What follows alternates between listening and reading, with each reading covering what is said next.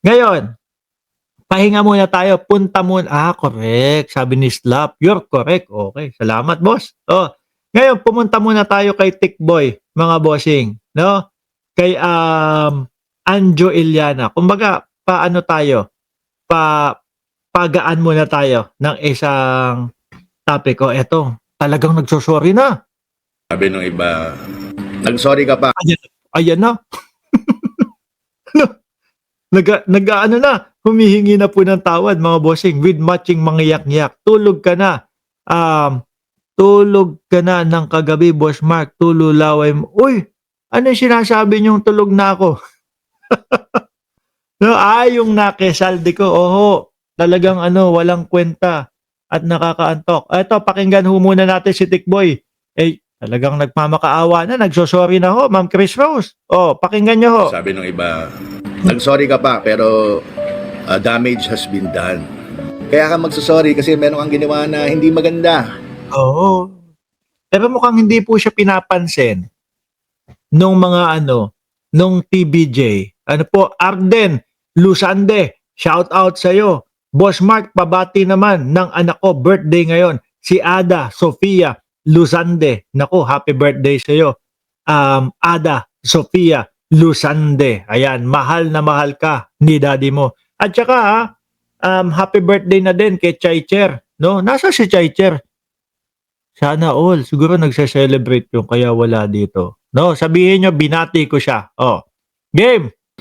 Kaya ang pinaka-importante in life is you learn from your mistakes. Acknowledge your mistakes. Pero mukhang hindi ka na pinapansin, boss. Ano? Kahit anong pag-acknowledge mo pa dyan. Mukhang hindi ka na pinapansin. Ang dami ho mga kababayan eh. Hindi ho na kontento kay Tito Soto. Hindi ho na kontento doon sa sinasabi niya na, ano tawag doon?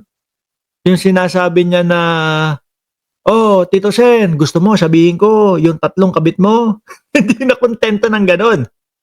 Diba? Dinagdagan pa. Sumama pa, isinama pa pati si Alan Kay. Ni-real talk lang naman siya ni Alan Kay. Ano ang sabi ni Alan Kay?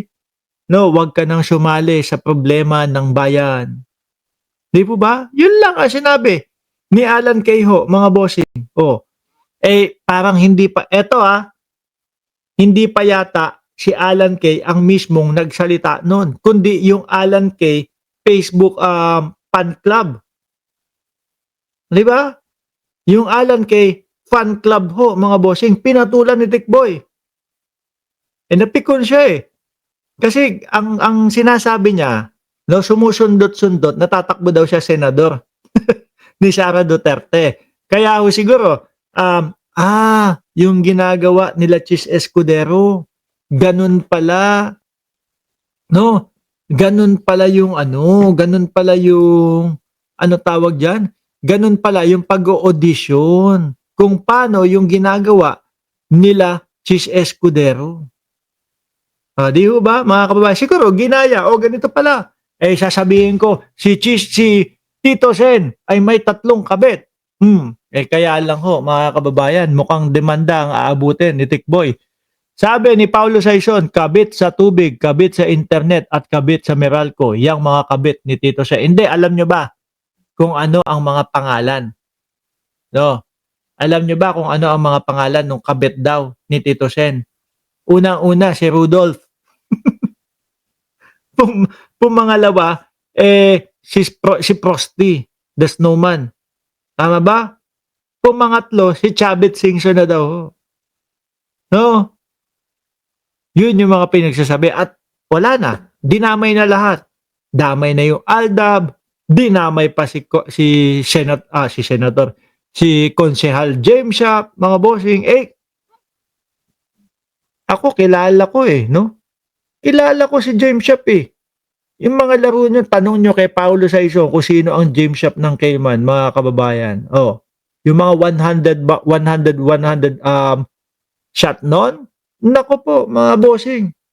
Tsaka yun, si James Shop, ano ho yun? High school pa lang, kolehiyo pa lang ho sa UE, talagang meron na pong mga nag-aalagang mga universidad doon. Hindi po yan mahuhuli doon sa mga rubber shoes, no? Sisiw lang ho sa kanila yan. Inaalagaan ng mga Nike, inaalagaan ng mga kung ano-ano mga sponsor yan. Para sabihin ni Tikboy na sapatos lang daw, rubber shoes lang daw ho, mga kababayan. Yung kay yung ibibigay kay James Shop kapalit booking, 'di ba? Sir, Sir Mark, bakit ang mga magiging kaalyado DDS nagiging may problema sa utak? Ay ewan ko. Siguro nahahawa doon sa kanilang pinuno, ano? Yung pinuno nila parang paulit-ulit. O tingnan nyo, yung pinuno nila bigla na lang huhukay ng bangkay, itatapon sa West Philippine Sea ho, mga kababayan. O, 'di ba? Biglang kaya pala madami kang sapatos. Sabi, "Oy, hindi ako kilala ni Alan Kay." Ano po? Siguro mga kababayan, yung pinuno nila, ang daming problema, patong-patong, kaya bigla na lang hong maghuhukay ng bangkay at itatapon sa West Philippine Sea. 'Di ba? Laos kasi, kaya nagpapapansin, 'di ba kapag pinag-uusapan may views, may kita. Oo nga. Lumakas yung channel niya. Lumakas yung kanyang TikTok 'di ba? Kaya nga lang ho, dumami din yung posibleng kaso niya. Mga bossing, kung yung paninira niyang ganon, tingin ko hindi kakayanin nung magiging kaso niya o yung mga pambayad ng attorney, mga lawyer at kung saan-saan pa. Ano po? Hindi kakayanin nung kita niya yun. Mabigat ho yun, mga kababayan. Bukod sa mabigat sa pinansyal, mabigat din sa oras kasi nga kailangan mo pumunta doon sa mga hearing mo. At ang ending pa niyan, mabigat sa ulo yan, mga bossing. Stress ho ang aabutin mo dyan. 'Di ba? Sabi ni Ma'am Neng Gigi, real talk, ang daming pumapatol talaga sa mga bading kapag inaabutan ng pera at material na bagay. Parang gusto mo sabihin ako yun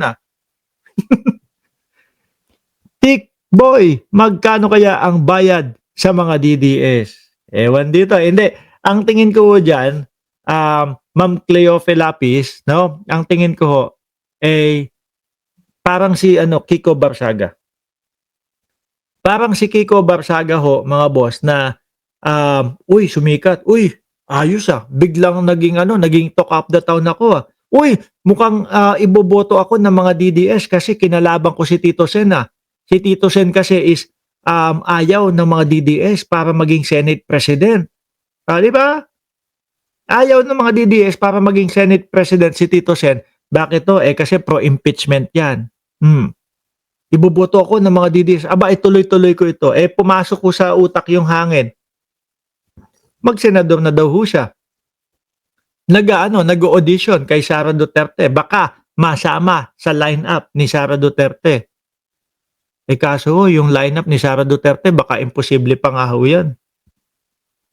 Kasi February 2026 mukhang may kakaharapin na namang impeachment.